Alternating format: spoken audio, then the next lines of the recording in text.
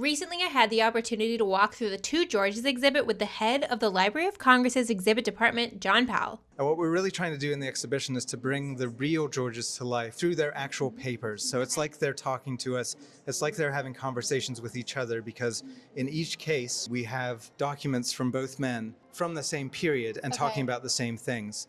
So it's, in a sense, we're bringing them together for the first time since they never actually met.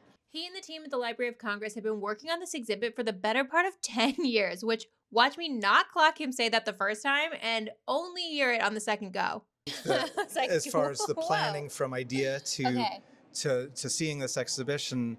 This exhibit is in partnership with the Science Museum Group of London and the Royal Archives. It first started as a germ of an idea when the Royal Collection, which is based at Windsor Castle, where the royal family lives, approached the Library of Congress because they were digitizing King George III's papers. It was this project called the Georgian Papers Program. They approached the library because the library had already digitized George Washington's papers, and they wanted some advice, and that's how the relationship began. Then our team, the library's team, thought, hey, what if we brought together George Washington's papers, which we have at the manuscript division. We have the largest collection of George Washington's papers in the world. What if we brought that together with George III's papers, because we were involved in that project too at the Georgian Papers Program, and we thought, what a great sort of collaboration. The exhibit is set up in a U shape, starting with their birth and then ending with their deaths. This is one of the earliest portraits in the back that you see of young Prince George, who would later become George III. That's him here in the dress. I love that they do that, the royal family. Like, all of the little boys, little girls are always in such fancy baptismal kind of dresses. It's a real contrast, because this, we have lots of portraits and depictions of George III when he was young. But for George Washington, he wasn't famous when he was born.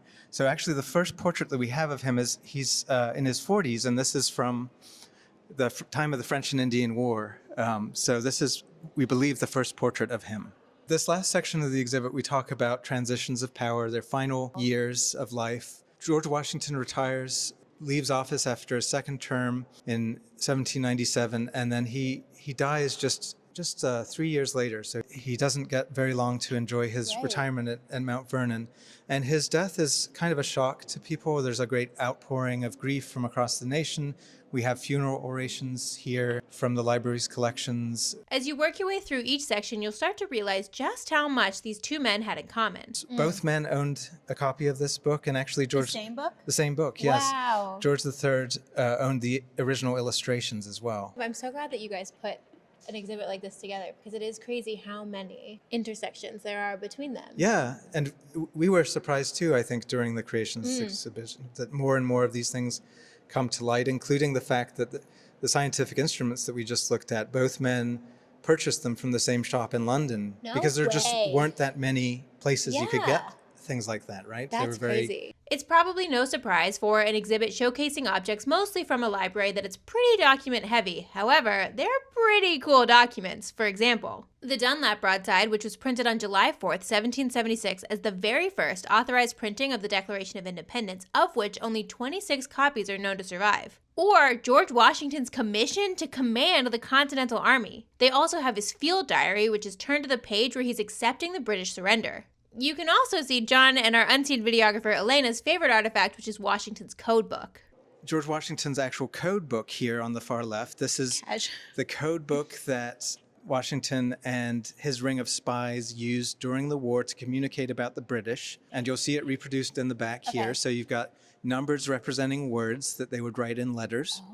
George Washington had his own code number, which was 711. 711. And so you'll see examples of this in George Washington's papers and other papers, where you'll see a letter, but it has numbers for certain words. And so you can kind of use this to decode it. They also used invisible ink to communicate. And we have a letter here from Washington where he's writing about the need to make more of this invisible ink.